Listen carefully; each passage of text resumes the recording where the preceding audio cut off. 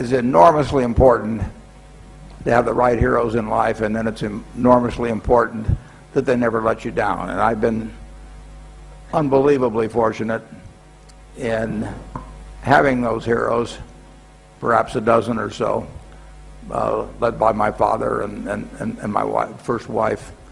And they had a huge impact on me, but a number of other people have as well. And never in my life have I felt I was let down by them. I tell the students, you know, the most important job they have for most of them is going to be the teacher of their children. And you start out as your children's hero, and you don't get a second chance at living that role out. That child looks to you and forms its opinion of the world, its attitude, its behavior, starting with what they see in you. And I had enormous good fortune in that respect. I had, in the investing world, I had Ben Graham, I had my partner Charlie Munger, who taught me all kinds of things. There are several members of our board of directors have had a huge influence on my life. So it is important to have the right heroes and select them with care. But when you find them, you will be a better person if you look at the qualities in them that you admire, and then you say, why can't I have these same qualities? I mean, that's the beauty of wonderful heroes, is that you get to see in action behavior that inspires you, and then you have to ask yourself the question, why can't I behave in a similar manner? And you will be a better person because of that.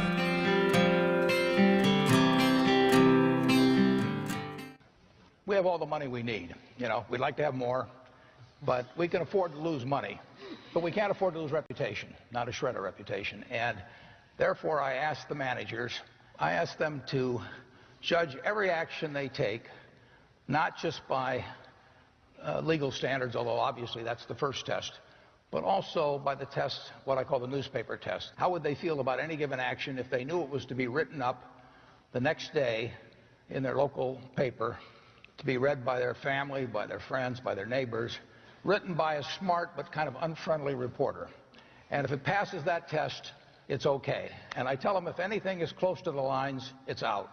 And they can always call me if they wanted to check something. But if they call me, there's something wrong with it probably anyway. So, and that's about it. We pay our board, our directors, $900 a year. And I really would like to pay them more, but Bill's so far ahead of me on that Forbes list already. I don't want to give him any ammunition.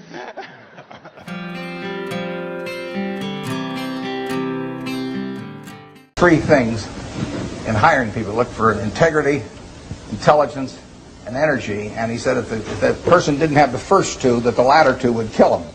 Because if they don't have integrity, you want them dumb and lazy. You don't want them smart and energetic.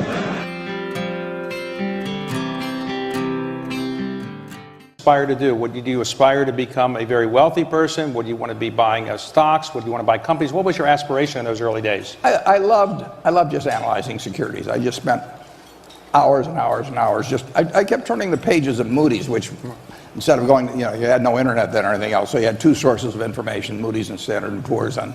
And we happened to have these sets of Moody's. They were about, in aggregate, probably about 8,000 pages, about 5 different manuals. And I went through those page by page. And, well, it must have been exciting. Yeah,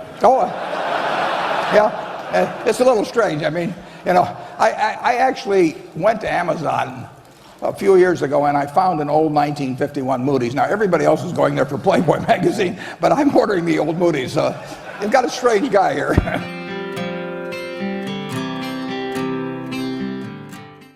The worst investment I ever made? How long do you have?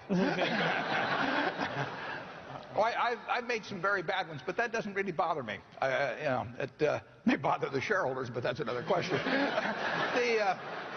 You're going to make mistakes in life. I mean, there's no question about it. You don't want to make them on the big decisions, who you marry and some things like that. So there's no way I'm going to make a lot of business and investment decisions without making some mistakes. I may try to minimize them. I don't dwell on them at all. I don't look back. The biggest mistakes are the ones that actually don't show up. They're the mistakes of omission rather than commission. We've never lost that much money on any one investment, but it's the things that I knew enough to do that I didn't do. We have missed profits of as much as, maybe $10 billion in things that I knew enough to do and I didn't do. Now, the fact I didn't buy Microsoft way back is not a foregone opportunity because I didn't know enough to make that decision. But there have been other investments where I did know enough to make the decision, and for one reason or another, I either didn't do it at all or I did it on a small scale. I was sucking my thumb when I should have been writing checks, basically. And those don't show up. There's no place where it shows missed opportunities, but I've missed some big ones. The triumphs in life are partly triumphs because you know that everything isn't going to be a triumph. I would never get too hung up on mistakes. I know a lot of people that really agonize over them, and it just isn't worth it. I mean, tomorrow's another day, and you live it forward and just go on to the next thing. The nature of capitalism is that people want to come in and take your castle. It's perfectly understandable. I mean, if I'm selling television sets or something, there's going to be 10 other people that are going to try and sell a better television set. If I have a restaurant here in Omaha, people are going to try and copy my menu and give more parking and take my chef and so on. So capitalism's all about somebody coming and trying to take the castle. Now, what you need is a castle that has some durable competitive advantage, some castle that has a moat around it. And that moat, one of the best moats in many respects, is to be a low-cost producer. But sometimes the moat is just having more talent. I mean, if you're the heavyweight champion of the world and you keep knocking out people, you've got a competitive advantage as long as you can keep doing it. And it's very profitable if you're the one that happens to be able to do it. If you can turn out great motion pictures, I mean, Steven Spielberg, I mean, he's a fellow to bet on, and it has enormous economic value.